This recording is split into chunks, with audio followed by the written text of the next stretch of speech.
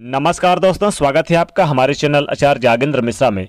शुक्रवारी एकादशी, एक चुटकी हल्दी और तुलसी के पत्ते चमका देगी आपका भाग्य, 7 जन्मों की गरीबी मिट जाएगी।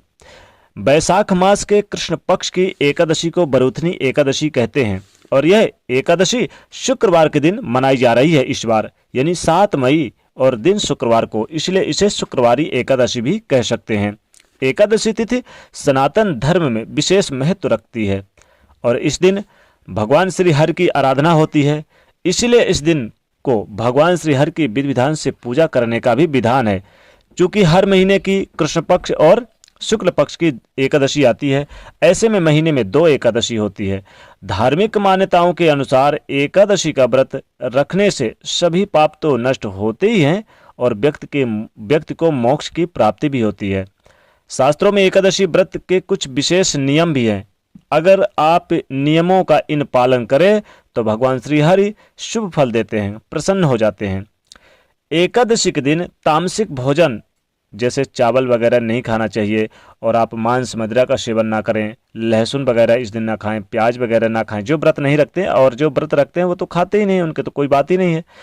ऐसा करने से मन में अशुद्धता आ जाती है अगर आप इन चीज़ों का सेवन करते हैं। तो आइए आज हम जानते हैं एकादशी तिथि का शुभ मुहूर्त और विशेष पूजा विधि विधान। देखिए, एकादशी तिथि 6 मई को दोपहर 2:24 से शुरू हो जाएगी।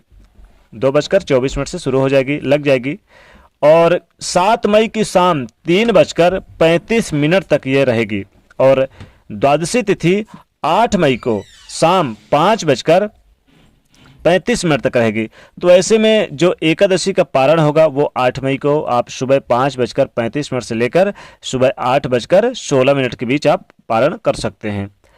पूरे 2 घंटे 41 मिनट का वक्त रहेगा। एकादशी तिथि भगवान श्री हरि को समर्पित है और इस पावन तिथि के दिन भगवान श्री हरि की पूजा करने का विधान है। अगर आप संभव हो तो इस दिन व्रत भी आप जरूर रखें। भगवान विष्णु के साथ माँ लक्ष्मी जी की भी पूजा आराधना जरूर करें, क्योंकि अगर आप अकेले पूजा करते हैं तो आपकी मनोकामना पूरी नहीं होती। आप चाहते कि मनोकामना पूर्ण हो, माता लक्ष्मी जी आपके घर में स्थिर वास करें। और माता लक्ष्मी जी वैसे भी जब चूंकि भगवान श्री विष्णु उनके पति जी हैं, तो जब आप भगवान श्री विष्णु जी की आराधना करेंगे तो माता लक्ष्मी आपको ऊपर ऑटोमेटिकली प्रसन्न रहेंगी और स्थिर वास करेंगे और धन धान की कभी बरकत यानी कि हमेशा होती रहेगी, कमी नहीं होगी। और एक जन्म नहीं बल्कि आने वाले कई पीढ़ियों तक, कई जन्मों तक आपके घर में गरीबी नहीं आएगी। इसलिए पूजा जरूर जब आप भगवान विष्णु की करें तो उसके साथ साथ माता भगवती लक्ष्मी जी की पूजा बिल्कुल किया करें। किसी भी दिन कोई भी तिथि त्योहार जब आए और भगवान विष्णु की पूजा करें तो माता लक्ष्मी जी के साथ में जरूर करें। धार्मिक मान्यताओं के अनुसार भगवान विष्णु माँ लक्ष्मी जी की पूजा एक साथ करने से व्यक्ति की समस्त मनोकामनाएं जल्द पूर्ण होती है। और इस दिन सात्विक भोजन खाना चाहिए, जैसे मांस मदिरा वगैरह का सेवन ना करें और एकादशी तिथि पर चावल का भी सेवन बिल्कुल भी ना करें। इस दिन किसी के प्रति अपशब्दों का प्रयोग भी ना करें। ब्रह्मचर्य का पालन करें और धार्मिक शास्त्रों के अनुसार दान करने का बहुत अधिक महत्व है, इसलिए इस दिन दान पुण्य जरूर करें। अब इस दिन आप भगवान विष्णु को पूजा में जैसे कि उन्हें पीले पुष्प अर्पित करें और आप उन्हें पीले वस्त्र का अर्पित करें। आप सुबह सुबह स्नान ध्यान यानी कि सुबह पहले ब्रह्म मुहूर्त में उठिए और आप नित्य कर्मों से निवृत्त होकर स्नान करिए और फिर आप सुबह नहाने के बाद 1 लोटा पहले तो जल आप सूर्यदेव भगवान को दीजिए, सूर्यदेव को जरूर देना चाहिए। उसके बाद आप भगवान व्रत रखते हैं तो व्रत रखने का संकल्प लें और नहीं रखते हैं तब भी भगवान विष्णु की पूजा और माता भगवती लक्ष्मी जी की पूजा इस दिन जरूर करें। तो उनके पूजा में आप उन्हें पीले पुष्प अर्पित करें, पीली वस्तु जैसे कि फल वगैरह, केला वगैरह आप अर्पित कर सकते हैं। पीले फल अर्पित करें तो ज़्यादा अच्छा रहता है, वैसे फिर ना मिले तो यथासंभव कुछ भी आप अर्पित कर सकते हैं। और उन्हें आप जैसे पीले वस्त्र भी अर्पित कर सकते हैं यथा योग, जो आपके पास हो। जरूरी नहीं कि आप कहीं आप परेशान हो जाए, चूँकि आजकल तो वैसे भी परेशानियाँ चल रही है, मार्केट वगैरह बंद रहते हैं, तो इसलिए आप जो आपके घर में है वो आप अर्पित कर सकते हैं। अब यहाँ पर एक दीपक जरूर जलाइए, आप दीपक जरूर जलाना चाहिए, दीपक का प्रयोग जरूर करना चाहिए भगवान विष्णु माता भक्ति लक्ष्मी जी के सामने। तो विधि विधान से पूजा करें, आप इनके विष्णु सहस्त्र स्तोत्र का पाठ करें, हो सके तो माता भगवती लक्ष्मी जी की और भगवान विष्णु जी की आरती एक साथ करें और अपने मन की मनोकामनाओं की पूर्ति के लिए आप जरूर कहें।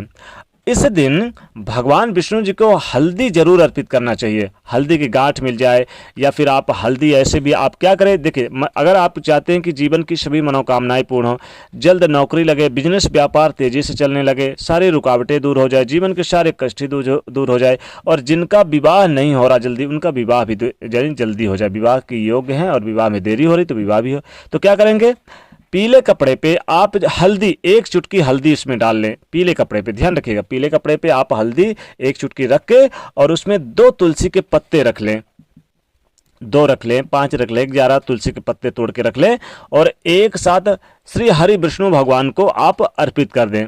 माता लक्ष्मी जी ऐसे में खींची दौड़ी चली आएंगी आपके घर में, 7 जन्मों की गरीबी मिट जाएगी, यानी कि गरीबी घर का रास्ता छोड़ देगी, छप्पड़ फाड़ के बरसेगा पैसा, रोडपति भी होंगे तो करोड़पति होने में देरी नहीं लगेगी। अब चूंकि बाद में इस जो पोटली आपने अर्पित किया है तो एकादशी समाप्त होने के बाद आप 8 मई को फिर इसको क्या करें कि डायरेक्ट आप अपने जहाँ कीमती खजाना रखते हैं वहाँ पर रख दीजिए। वैसे देखिए इस दिन आप भगवान विष्णु और माता लक्ष्मी जी के सामने आप क्या करें कि एक चुटकी हल्दी तो आप ऐसे भी आप अर्पित कर सकते हैं भगवान विष्णु, क्योंकि हल्दी का प्रयोग यानी कि करना ही चाहिए भगवान विष्णु जी को। हल्दी का उनका केसर का तिलक लगाएं, हल्दी का माथे पर लगाएं, आप अपने लगाएं और उनको भी लगाएं, भगवान विष्णु जी को लगाएं। इसके बाद क्या करें, तुलसी का दल जरूर तोड़ के भोग लगाना चाहिए। देखिए भोग में तो तुलसी का पत्ता जरूर तोड़ के लगाना चाहिए। आप थोड़ा सा अब तुलसी के दल जो होते हैं 3 यानी 3 पत्तियों वाला दल कहा जाता है, उसी को आप देखिए, बगैर तुलसी के पत्ते का अगर आप भोग नहीं लगाते तो भगवान विष्णु जी प्रसन्न नहीं होते और आपकी पूजा अधूरी रहती है। इसलिए कहीं से भी तोड़ के आप जरूर लाइए और इस दिन तो खास एकादशी के दिन भगवान श्री विष्णु जी को आप तुलसी के पत्ते जरूर अर्पित यानी दल जरूर अर्पित करें भोग के रूप में। वैसे चाहे तो देखिए इस दिन पंचामृत भी बनाए तो पंचामृत में तुलसी के पत्ते डाल के और आप स्वयं इसे सेवन करें और भगवान विष्णु जी को भी पहले आप खिलाइए, इससे भी लाभ होगा। पर यहाँ पर एक चुटकी हल्दी, देखिए भगवान विष्णु जी के सामने आप हल्दी की गांठ भी अर्पित कर सकते हैं। इस दिन क्या करें कि एक कटोरी पे, एक तो पहली बात तो एक कटोरी पे आप हल्दी रख लें। हल्दी रखने के बाद या फिर एक कपड़े पे रख लें, अगर आपके पास कटोरी नहीं है तो आप एक कपड़े पे हल्दी रख लें और हल्दी पे आप थोड़ा सा तुलसी के पत्ते तोड़ के रख दें।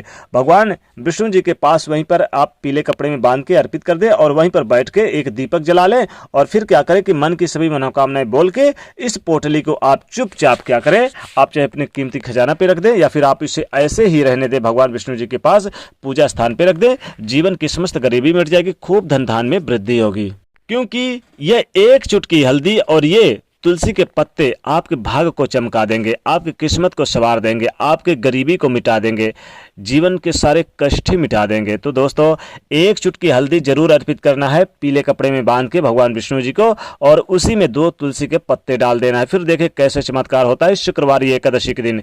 दोस्तों इस बार यह शुक्रवारी एकादशी 7 मई 2021 के दिन शुक्रवार के दिन मनाई जा रही है। तो विधि विधान से आप भी पूजा करें, उनका व्रत रखें और संकल्प लें और चाहे तो इस दिन शुक्रवार जो कि देखिए शुक्रवारी एकादशी के दिन अगर आप चाहें तो हल्दी का दान भी कर सकते हैं। हल्दी का दान करने से महादान माना जाता है, लेकिन 2 तुलसी के पत्ते डाल के अगर आप करें दान तो सोने पे सुहागा, जीवन के सारे कष्ट मिटेंगे, माता लक्ष्मी जी खींची दौड़ी चली आएंगी। तो दोस्तों कमेंट सेक्शन में सच्चे दिल से जय माँ लक्ष्मी अवश्य लिखे और जाते थे वीडियो को लाइक जरूर करें, नहीं तो चैनल को सब्सक्राइब करें, उसे शेयर करें। जय माँ लक्ष्मी।